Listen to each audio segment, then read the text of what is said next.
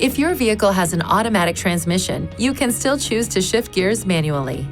When the shift selector is shifted from the drive position to the manual shift gate, with the vehicle stopped or while driving, the transmission enters the manual shift mode.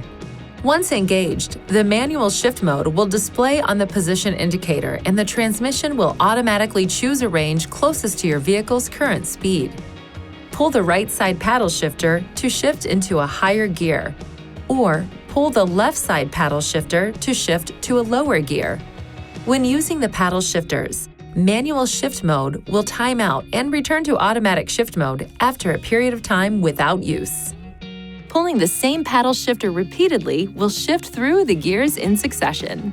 Use 9th through 6th gear for all normal forward driving at highway speeds.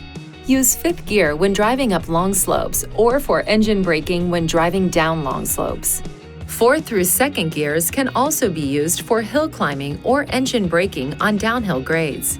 1st gear can be used for climbing steep hills slowly, driving slowly, or for maximum engine braking on steep downhill grades. Do not drive at higher speeds for extended periods of time in lower than 6th gear. This reduces fuel economy. To return to normal driving mode, move the shift lever back to the drive position.